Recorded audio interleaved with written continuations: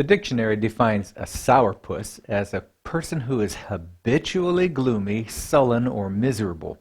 In other words, a grouch. But how is it possible for a Christian, knowing what we know about our certain future, to be a sourpuss? How can we possibly be grouchy, knowing of God's love for us?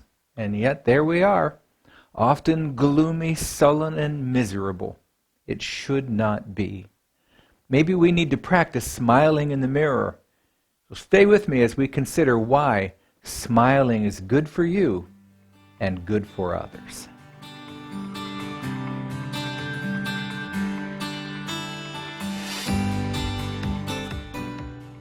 Did you know that medical research suggests that a person who smiles often has better health? A smiling and joyful person has lower blood pressure, a better mood, lower stress, a stronger immune system, less pain, and most importantly, being around a person who exhibits joy is contagious. Smiles are like an infection, but a good one. How so? Well, I remember a smile that was given to me by a particular person. It was nearly 20 years ago that I had surgery on my lower back for a herniated disc, and when the time finally came for the procedure, a nurse anesthetist was preparing me to be put to sleep. She connected the IV and all the diagnostic wires. She administered the drug that would help me relax. But I was still awake and a bit scared. What if something goes wrong? Will I be able to walk after this is done? My eyes were wandering around the room, taking in all the preparation and the hub of activity that was going on. That nurse would occasionally pat me on the arm or the chest in a reassuring gesture. And when it came time to administer the drug to put me out, she leaned over, close to my face, held my eyes in a gaze, and she smiled. She didn't say a word. She just smiled. Her eyes sparkled with care and love, and then I was asleep. But that face, that smile has remained in my mind, firmly fixed there in a gaze of loving reassurance. I can still see that face to this day.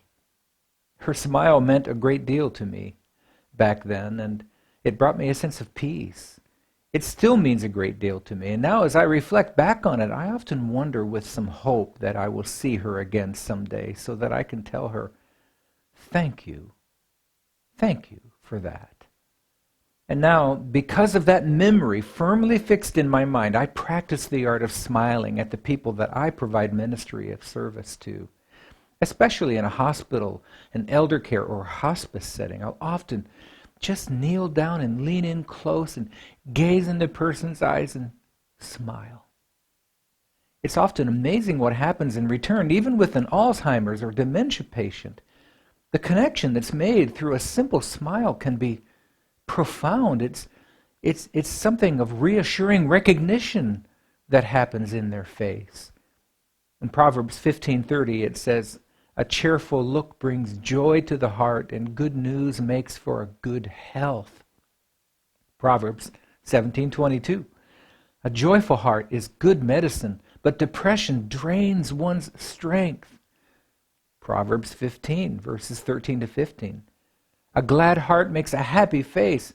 A broken heart crushes the spirit. A wise person is hungry for knowledge, while the fool feeds on trash.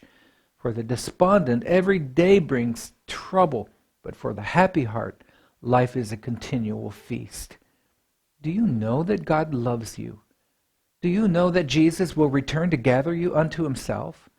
Do you understand that because of Jesus, you're made into a son or daughter of God, adopted into his family, and that you will experience his inheritance for love and joy forever? And that everything God has, which is, well, everything, it belongs to you.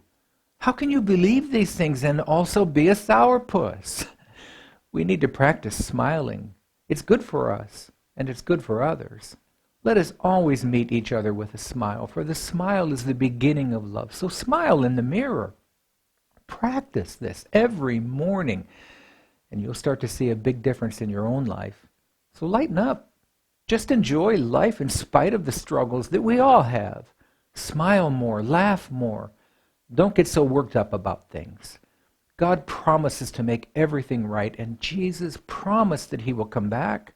Smiling doesn't always mean you're happy. Sometimes it means that you're just growing stronger in spite of the pain of life. It may be true that the most beautiful smile is the one that struggles through tears, like the smile Jesus had while he was thinking of you as he hung there on that cross.